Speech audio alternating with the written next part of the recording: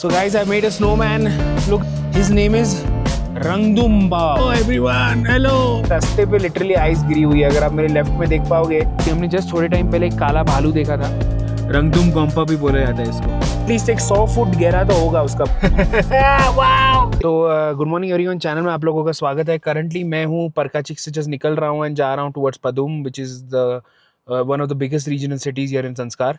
Currently मैं खड़ा हूँ परकाचिक ग्लेशियर के सामने. आप मेरे सामने देख सकते हो, ये जो है इसे परकाचिक ग्लेशियर बोला जाता है. Parkachik glacier is not a big glacier, but आप देख सकते हो ये ऊपर से जो आइस फॉल टाइप आ रहा है ना, मैं जूम करके बताता हूँ आपको. ये जो ऊपर से ऐसे आइस का टाइप एक रिवर आ रही है ना, उसको ग्लेशियर बोला जाता है. एंड यूजुअली ये ग्लेशियर आगे तक हुआ करता था. मतलब ये जो भी आप ये सब सुबह सेडिमेंट देख रहे हो, ये आगे तक हुआ करता था, बट अभी धीरे धीरे गर्मियों की वजह से ये पीछे चले गया है. But this is entirely frozen ice and इसकी वजह से ही पानी रिवर्स के अंदर आता है. तो आप देख सकते हो ये मट्टी है, पर मट्टी के जो नीचे है ना, बर्फ़ की बड़ी बड़ी स्लैब्स है. तो उसके नीचे उसको जो सिल्वर कलर की, जो ग्रे कलर की मट्टी दिख रही है, उसको हम सेडिमेंट बोलते हैं.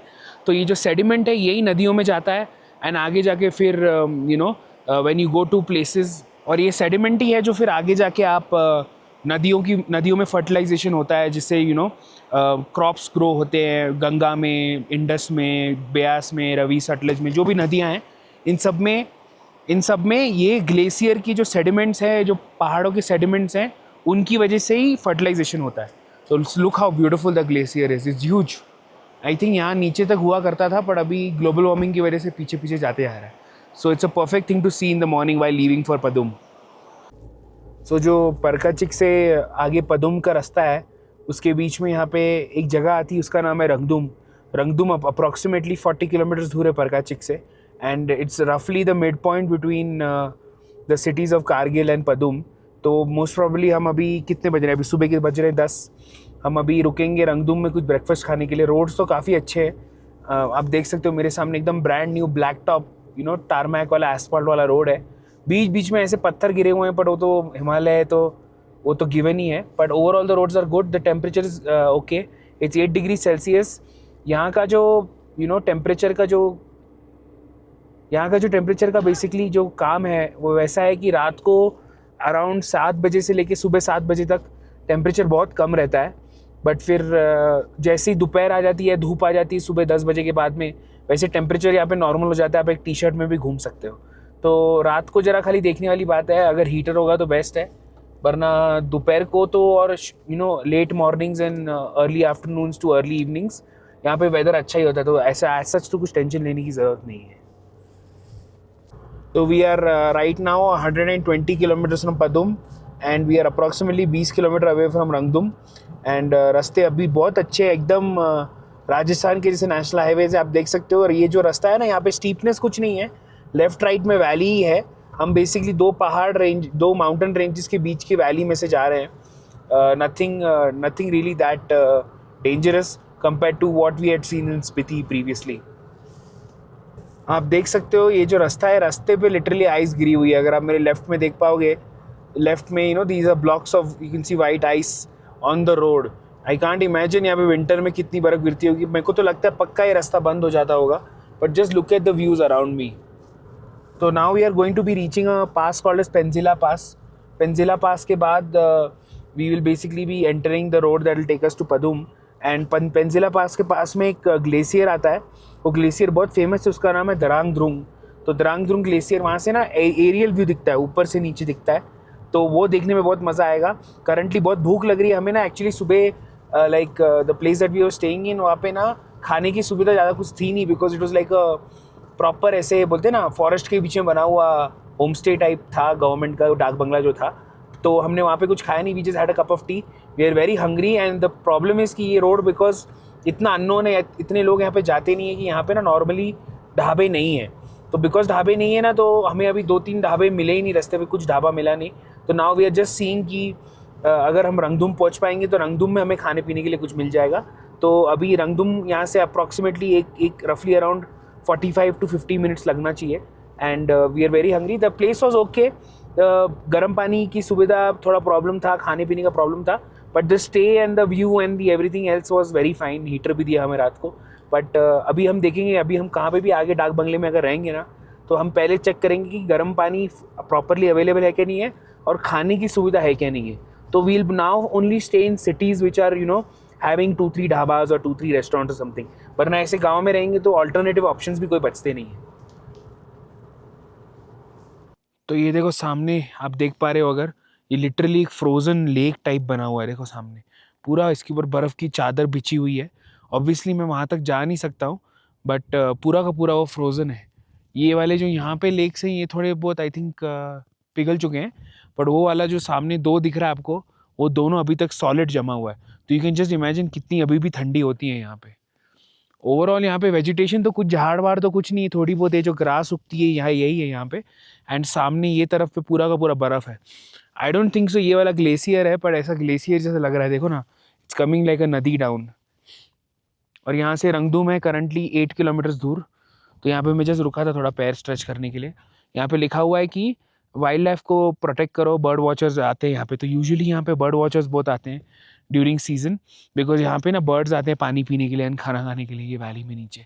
अभी हमने जस्ट थोड़े टाइम पहले एक काला भालू देखा था, वो भी यहाँ पे नेचुरल उसका ये हैबिटेट है. तो हम अभी जैसे रुके थे यहाँ पे रंगदुम में कुछ खाने के लिए, पर रंगदुम में कुछ खाने के लिए अवेलेबल नहीं है, जस्ट राजमा एंड अंडा एंड ऑल दोज थिंग्स. तो वी आर स्किपिंग इट. हमारे पास काफ़ी ड्राई फ्रूट्स पड़े जो हमने कश्मीर से लिए, तो we'll be having that only and we are planning to go a little bit ahead. Basically 4-5 घरों की जितना ही यहाँ पे घर है, तो ऐसा चाउमीन या ऐसा कोई अच्छा खाना मिल नहीं रहा है. तो हम थोड़ा वॉलनट्स खा के सस्टेन कर लेंगे, आगे कुछ खा लेंगे. तो ये जो सामने मेरे ऊपर आप देख रहे हो ये है रंगदुम मॉनेस्ट्री. आप देख सकते हो ये छोटा सा रास्ता जाता है. It's a small monastery. यहाँ से राइट जाएंगे ऊपर, ये रंगदुम मॉनेस्ट्री है. It's located exactly in the middle of the entire valley, in between all of these snow-capped mountains. Very very beautiful. रंगदुम गोम्पा भी बोला जाता है इसको.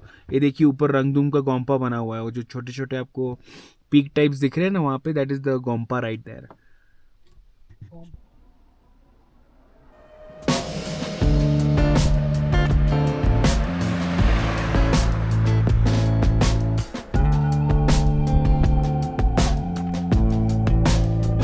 So guys, I made a snowman. Look at him. His name is Rangdumba. He's Rangdumba because he's big in size. Exactly like me, And he's just coming from Goa. That's why he's wearing a hat. And he's telling me that, and he's saying hello, So, hello. So his name is Rangdumba. Hello, everyone. Hello. No jokes. So now I'm going to do the Everest base camp trek, and now I'm going to come down with my ice pick. I'm going to put my weight on my hands, leave the rest to God. Yeah, I made it. Bye bye Rangdum man. So mom is making ice angels. So she's making ice angels. तो we are completely driving through ice right now. आप देख सकते हो मेरे left और right दोनों जगह पे आइस ही आइस है. एंड आर्मी ने यहाँ पे स्नो कटर से ना बीच में एक गाड़ी के जितना रास्ता बनाया है लेफ्ट, मतलब बीच में. एंड आप देख सकते हो कि मेरे लेफ्ट और राइट में एटलीस्ट अभी तक 10-15 फुट तो आइस या बर्फ़ अभी तक है. देखो ये मेरे लेफ्ट में देखो पूरा ये रोड साइन देखो, पूरा का पूरा बर्फ़ के नीचे अभी तक. Currently is the 2nd of May and 2nd of May को ऐसा हाल है. तो अगर आप अर्लियर आओगे तो सोच ही सकते हो क्या हाल होता होगा. ये देखिए पूरा का पूरा सफ़ेद चद्दर है. बट रास्ता अच्छा है, रास्ते में खड्डे वड्डे ऐसा तो कुछ है नहीं, बट बर्फ़ तो है, बिल्कुल है. तो हमें एक फेलो जिमनी मिल चुकी है हमारे सामने. ओवरटेक कर रहा है ट्रक को, मैं भी कर रहा हूँ साथ में. और आप मेरे आजू बाजू का रास्ता देख सकते हो. अभी हम पहुँच रहे हैं to a place called Drang Drung glacier, which is one of the biggest glaciers here in Ladakh. And अभी उसका व्यू पॉइंट आने वाला है यहाँ से, जस्ट मेरे राइट में ही है.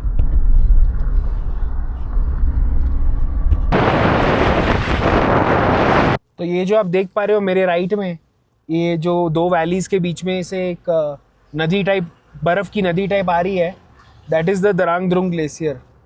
देखो बराबर से देखो उसको, वो जो राइट में है ना मेरे, that is the Drang Drung glacier.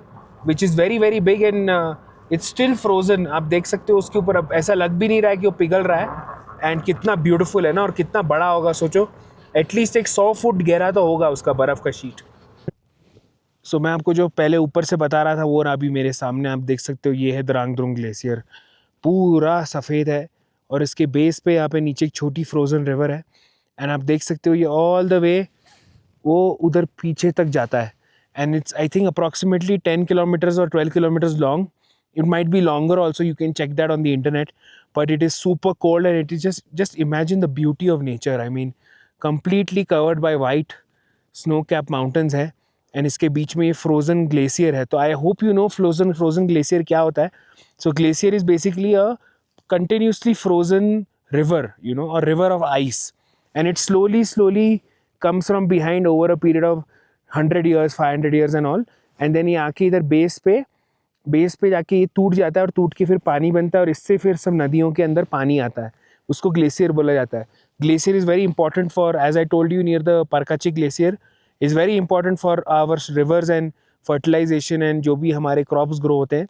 ये ग्लेशियर्स नहीं होंगे अगर ग्लोबल वार्मिंग की वजह से, तो अर्थ को बहुत प्रॉब्लम होगा and you can imagine nature पे क्या इफेक्ट होगा। But absolutely beautiful. So we are just now gonna drive underneath the waterfall. Look at it, ice cold waterfall from Padum. धीरे जाएंगे, थोड़ा गाड़ी भी धुल जाएगी।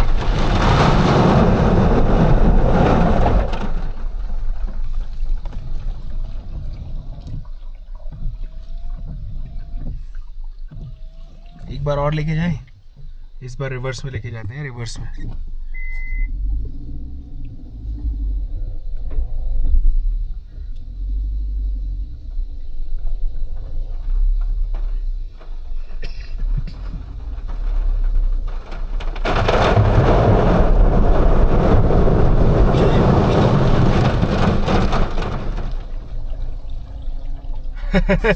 Wow, this is fun, bro.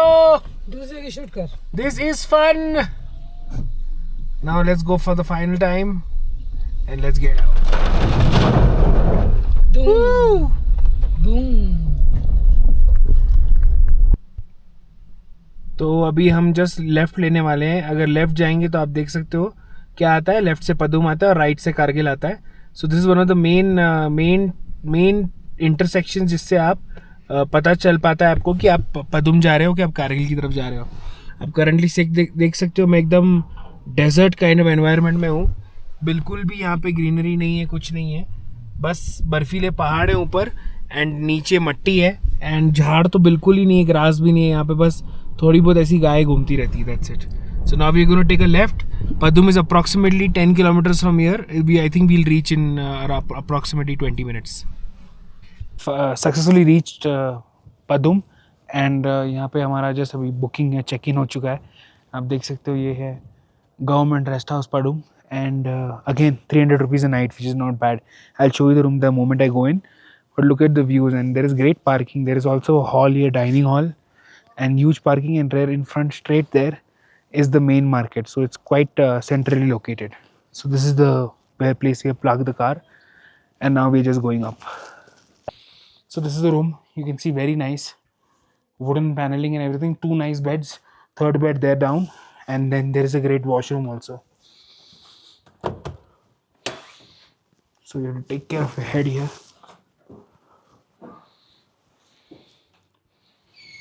See that, clean and white and brand new. So overall a great place. Now I'll rest a little and meet you in some time.